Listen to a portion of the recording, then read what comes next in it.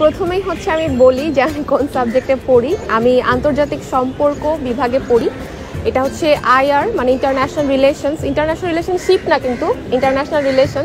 আর এটা হচ্ছে আমাদের সমাজবিজ্ঞান চত্বর, এখানেই মেইনলি আমরা আড্ডা দেই। আমার অ্যাডমিশন টেস্টের জার্নির একদম শুরুটাই অনেক একটু ইন্টারেস্টিং ওয়েতে শুরু হয়। যেহেতু আমি সায়েন্সের স্টুডেন্ট ছিলাম, তো আমি এই ইউনিটের জন্য ফার্স্টে ইউসিসিতে ভর্তি হই।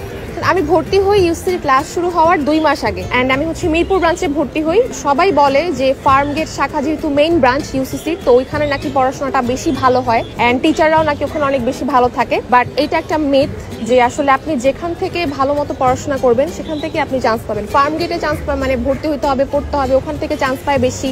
It's not like that. And আমার যেহেতু বাসা মিরপুরে, আমার জন্য মিরপুর থেকে ফার্মগেট অনেক দূর। সো আমি ওখান থেকে আমার যাতায়াতে আমার অনেকটা সময় নষ্ট হইতো, চিন্তা করে আমি ওখানে ভর্তি হই নাই। তো এই ইউনিটের মানে সায়েন্সের স্টুডেন্ট হয়ে আমি এই ইউনিটের ভালো মতো পরীক্ষা না দিয়ে কেন ডি ইউনিটটা টার্গেট করলাম সেটাও বলবো। মেইনলি হচ্ছে সায়েন্সের স্টুডেন্টদের জন্য হলেও আমি বলবো যে ফিজিক্স, কেমিস্ট্রি, ম্যাথ, বায়োলজি একসাথে 4টা দিকেই এক্সেল যদি আপনি না করেন তাহলে কিন্তু এই ইউনিটে চান্স সম্ভব না। তো বায়োলজি আর কেমিস্ট্রি নিয়ে আমি একটু আনশোর ছিলাম যে এই দুইটাতে আমার কোনোটা স্লিপ করে যেতে পারে, তো এই জন্য আমি রিস্ক নেই নাই। তারপরও এই ডিসিশনটা আমি অনেক পরে নিছি। আমি এই ইউনিটের জন্য ভর্তি হয়ে যখন আমার ইউসিসিতে ক্লাস শুরু হবে তার ঠিক একদিন আগে আমি আমার বেস্ট ফ্রেন্ড শ্রাবণীর কথা শুনে যে সে ডি ইউনিটে ভর্তি হয়েছে, আমি নিজেও জাস্ট ওই একদম মানে হিট অফ দ্য মোমেন্টে ডিসিশনটা চেঞ্জ করে আমি ডি ইউনিটে ভর্তি হয়ে গেছি। তো এটা নিয়ে অবভিয়াসলি আমার ফ্যামিলি খুশি ছিল না যে কেন তুমি সায়েন্সের স্টুডেন্ট হয়ে কেন ডি ইউনিটে পরীক্ষা দিবা। ডি ইউনিটে অনেকে বলে যে কম্পিটিশন কম, কিন্তু ডি ইউনিটে কিন্তু কম্পিটিশন সব থেকে বেশি, যেহেতু এখানে 3টা ইউনিটের স্টুডেন্ট এসে একসাথে পরীক্ষা দেয়। অ্যান্ড এটা হচ্ছে আমার ডিপার্টমেন্ট, আমাদের সোশ্যাল সায়েন্স বিল্ডিং।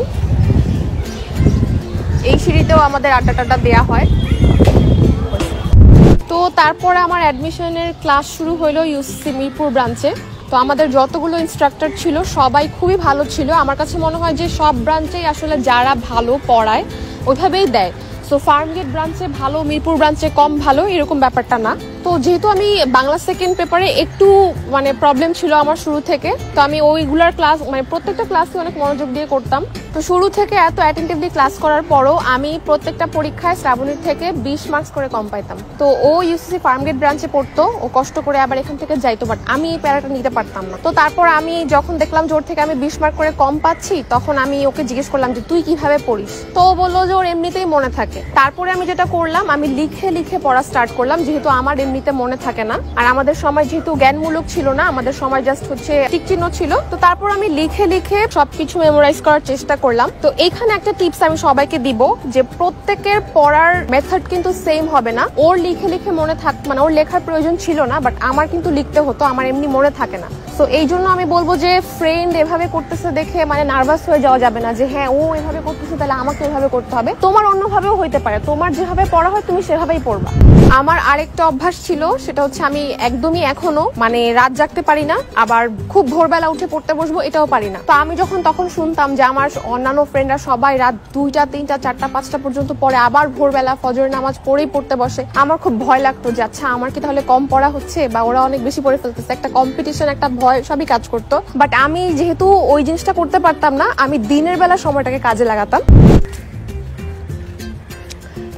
তো আমি এরকম পড়তে পড়তে যখন দেখি যে না শ্রাবণী তাও আমার থেকে 20 মার্ক করে বেশি পায়, তারপরে আমি আমাদের একটা মানে সেন্ট্রাল একটা ইউসিসির পরীক্ষা হয়, যেটা সারা বাংলাদেশে ইউসিসির যতগুলো ব্রাঞ্চ ছিল ওই সব পুরা ব্রাঞ্চের মধ্যে থেকে 200 বা 300 জনকে সিলেক্ট করে ফার্মগেট ব্রাঞ্চে লাস্টের 1 মাস ক্লাস করানো হবে। ফাইনালি ইউসিসির ওই সেন্ট্রাল পরীক্ষাটাতে আমি 33তম হই। তো হওয়ার পরে আমার একটু কনফিডেন্সটা বেড়ে যায় যে তাহলে হয়তো অ্যাডমিশন টেস্টে একটা কিছু হইতেও পারে। তো তারপরে আস্তে আস্তে অ্যাডমিশন টেস্ট যখন চলে আসে, তো আমার হচ্ছে আইআর নিয়ে পড়ার ইচ্ছা ছিল, যেহেতু আমার মানে ইন্টারন্যাশনাল এই মানে প্রত্যেকটা দেশের এইসব পলিটিক্স হাবিজাবি এগুলো নিয়ে একটু জানতে ভাল লাগতো, পড়তে ভাল লাগতো। তো তখন তো বুঝি নাই, তখন মনে হইতো যে খুবই ইন্টারেস্টিং। এখন পড়তে গিয়ে বুঝতেছি যে আসলে কঠিন অনেক।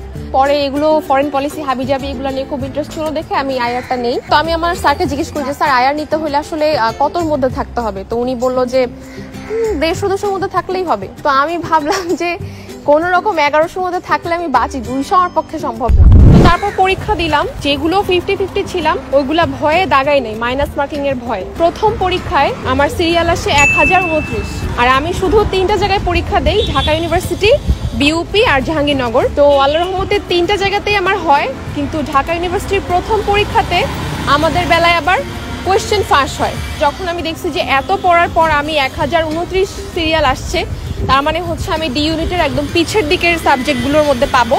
তো প্রথমবার ওই পরীক্ষার প্রশ্ন ফাঁস হওয়ার পরে যখন আমাদের গুঞ্জন শুরু হয়ে গেছে যে আরেকবার পরীক্ষা নিতেও পারে, তো তখন আসলে আমার মধ্যে ওই হোপটা আর ছিল না যে আমার এইবার আর হবে। আমার মনে হচ্ছে যে এত পড়ার পরে আমার সিরিয়াল এত পিছে আসছে, তাহলে হওয়ারই কথা না। তো তখন আমাদেরকে হাতে 20 দিন সময় দিয়ে আমাদের ডি ইউনিটের সেকেন্ড পরীক্ষার ডেটটা দেয়। ওই 20 দিন আমি ভালো করে পড়ি নাই, আমি টিভি দেখতাম, শুয়ে বসে কাটাইতাম। তো তখন আমাকে সবাই বলতো যে তুমি পড়ো না কেন, তোমার তো আরেকবার সুযোগ আছে, আরেকবার পড়ো না কেন।